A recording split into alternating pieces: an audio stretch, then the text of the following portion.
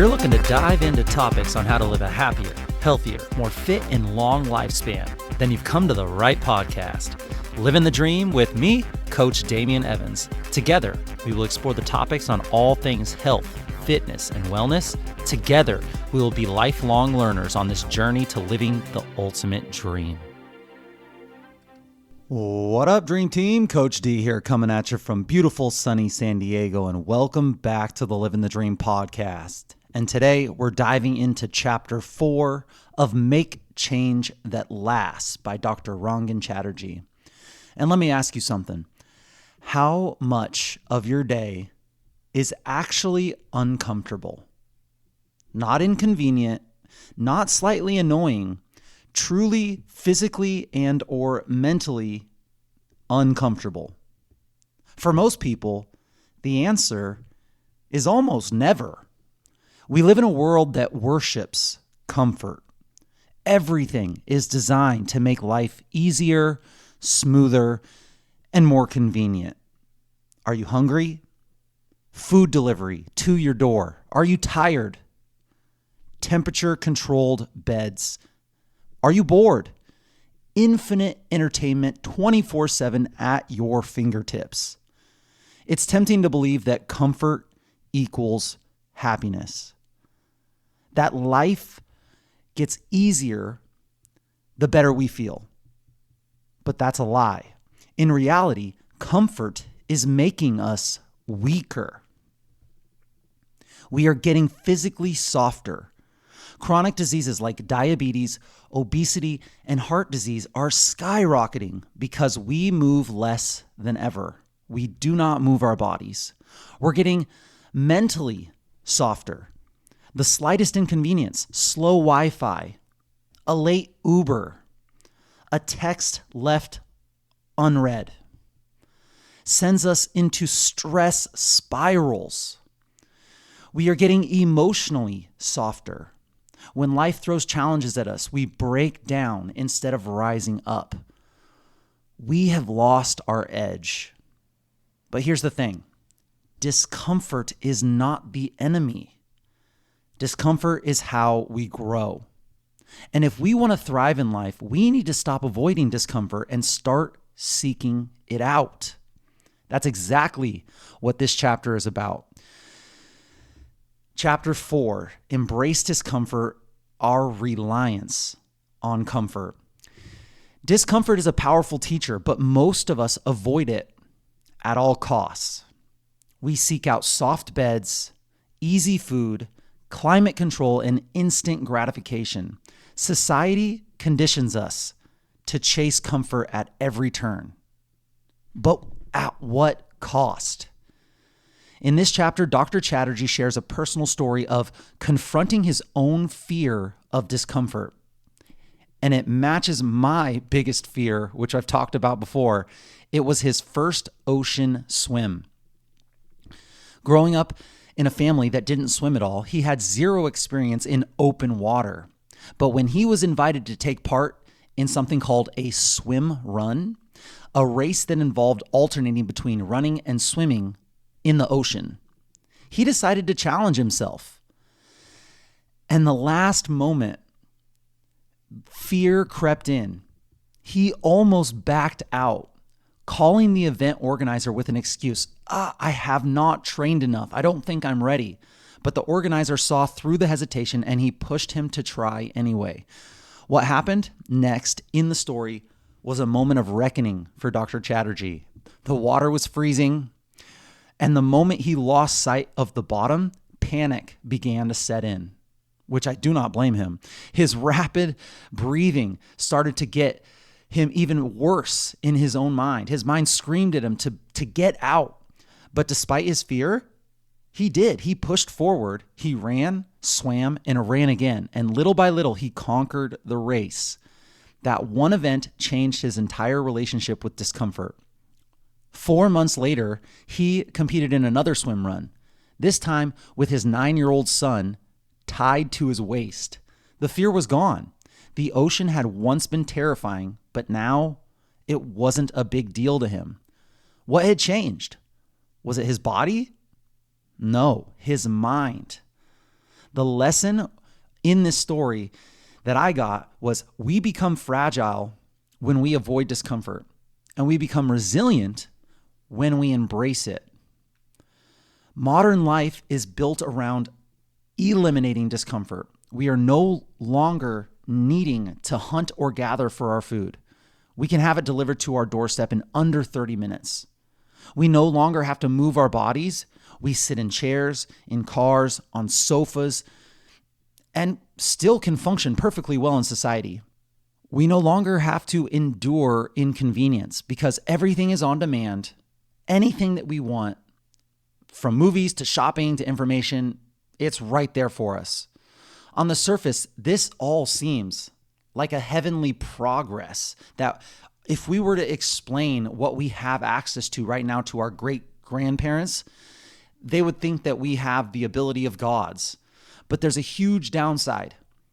Our over-reliance on comfort is making us physically, mentally, and emotionally weaker. We're becoming more fragile. Our bodies are breaking down. Heart disease, chronic diseases like type 2 diabetes, obesity, all these things are skyrocketing. They're all linked to a lack of movement and an overconsumption. Our minds are getting softer. The smallest inconveniences send us into stress spirals. When we get angry that we don't have hot water, that when we get angry when the Wi-Fi buffers for 10 seconds, we snap when the food delivery is not at our doorstep when we want it.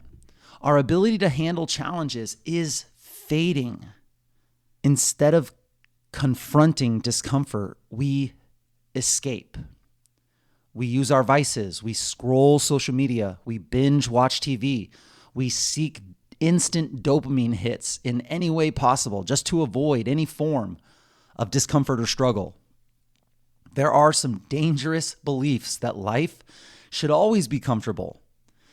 Companies profit from our addiction to ease.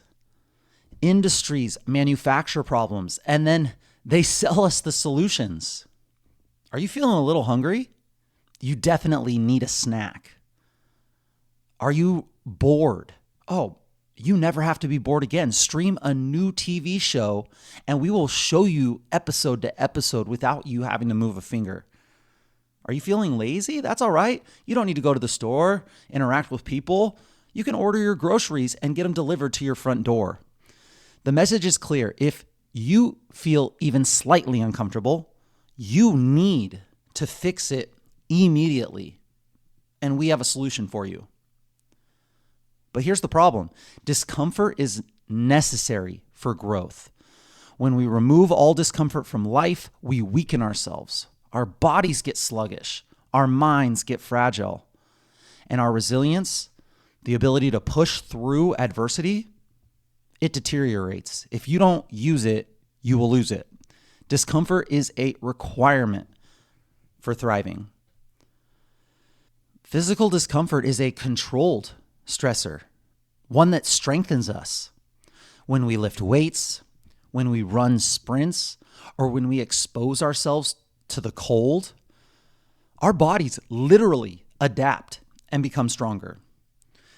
Dr. Chatterjee points to a 2021 study that found that just 8 weeks of aerobic exercise improved resilience, not just physically, but also mentally. The people who exercise handled life's stressors better than those who didn't. But here's the kicker. Our ancestors didn't need to schedule quote unquote hardship training. Our ancestors just lived it. They walked miles just to find food. Sometimes they didn't find any. They endured harsh weather with no AC, no heater, no thermostat. They faced real survival threats. Discomfort was built into our daily life, but today it's optional, and most of us opt out. And is that a problem? Are we seeing problems? Are we going to see even worse results in the future? Time will tell. Can we break free from this comfort trap? How to break free from the comfort trap? If we want to thrive, we have to train ourselves to handle discomfort. The good news It doesn't take extreme suffering. Small, intentional discomforts train us mentally and physically to be more resilient. So here are 6 powerful ways to embrace discomfort in your daily life. 1, cold exposure. I know, it's the worst. Nobody loves it before it happens, but afterwards, it's incredible. Ice baths, or even just cold showers. This helps to boost circulation and immune function. It builds mental toughness because you can learn to stay calm under stress. I make it a point to do cold exposure at least 4 to 5 times a week. My pool right now is in maybe the low 40s, and it is brutal getting in. But afterwards, it feels like I had 10 shots of caffeine espresso. It's incredible how the adrenaline and the dopamine, it just flows through your body after you're done. It's amazing. And what's better is you prove to yourself that you can do hard things. You don't want to do it. When I walk the beach and I am looking at the Pacific Ocean in the winter, I'm like, I don't want to jump in there. I know as soon as I jump in there and I get out, it's going to be so cold. And it's just like, okay, I told myself I was going to do this. Let's go. I'm going to do it. If I made a rule for myself, if there's no good reason for me not to do it, I'm going to do it no matter what. And I just love the way that it helps me embrace discomfort. I do it on the other end of the temperature spectrum as well. Hot tubs, saunas, sauna blankets. It's a great way to help not only embrace discomfort, but also train those systems in the body that help you with thermoregulation. So cold exposures, number 1. Next on the 6 powerful ways to embrace discomfort list is fasting, intentional hunger. Now, if you're doing fasting for fat loss, we've talked about this before, it might not be the best tool to use, especially right off the bat. It could be a tool, but fasting for the reason of feeling actual hunger, because some of us don't even know what that feels like. It teaches us self-control over cravings. It teaches us that sometimes we may be looking for food for other reasons besides hunger. It also could help to improve metabolism and reduce inflammation and help your digestive system reboot in a way. So number 2, fasting, just to feel what it feels like to be a little bit hungry. Number 3 on 6 powerful ways to embrace discomfort list is physical challenges. Of course, physical challenges. Maybe it's running, strength training, mobility work, a challenge that you sign up for. It improves your resilience by exposing the body to a controlled stress. It increases your endurance, your strength, and your mental grit. One of my favorite things to talk about is hormesis, which essentially is what doesn't kill you makes you stronger. And physical challenges are one of the first things that I would list when talking about hormesis. Try to see how you can challenge yourself physically and what that can do for you mentally. Number 4 is a digital detox. Eliminate instant gratification. This could help you build patience by reducing your reliance on constant entertainment. It can help rewire the brain away from a dopamine addiction. It can help you realize just how much you use this digital dopamine experience as a crutch when you should be trying to figure out why I need this thing to cope. Digital detox. Number 5, nature exposure. Yeah. Outdoor workouts, camping in the wild.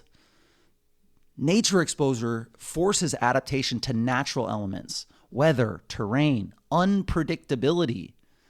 This restores mental clarity and reduces anxiety. And number 6, social discomfort. Getting out there, getting into conversations, maybe doing a public speech, finding new experiences. Social discomfort teaches you how to handle awkwardness, rejection, and even pressure. This increases confidence and expands comfort zones. Each time we intentionally embrace discomfort, we send a powerful signal to our brain. I am strong and I can handle hard things. To make discomfort a habit, Dr. Chatterjee suggests setting simple, automatic rules to remove decision fatigue, just like I do with my jumping in the ocean. I made it a rule. I now am a person that if there is not a good reason to jump in that ocean, I'm going to do it. It's a rule. And I follow that rule and I hold myself accountable to it. I also always take the stairs. I am someone that does not use the escalator. I do not use elevators unless it's absolutely necessary. Maybe it's no food after 7 p.m. for whatever reason you might have that rule. Maybe it's cold showers every morning. I'm going to turn that water on all the way cold for at least the last minute of my shower every morning. Maybe it's I am a person that works out at least 30 minutes a day. Or I'm a person that puts my phone away 1 hour before I am going to bed. The key is to make discomfort non-negotiable. Don't have decision fatigue, deciding if today is a day that I do this thing or if I'm going to not do this thing. It's non-negotiable. This is a rule that you follow. I am a person that identifies as someone that does this thing. Growth happens when discomfort becomes normal. So some final takeaways here from this chapter. Discomfort is essential for resilience. It avoids making us weak. We become anti-fragile. Modern life has over-prioritized comfort, and this is making us sick and making us stressed.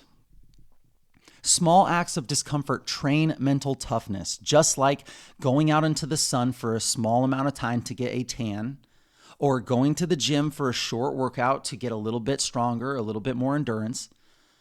Fasting, cold exposure, all these things, they build mental toughness, they build strength.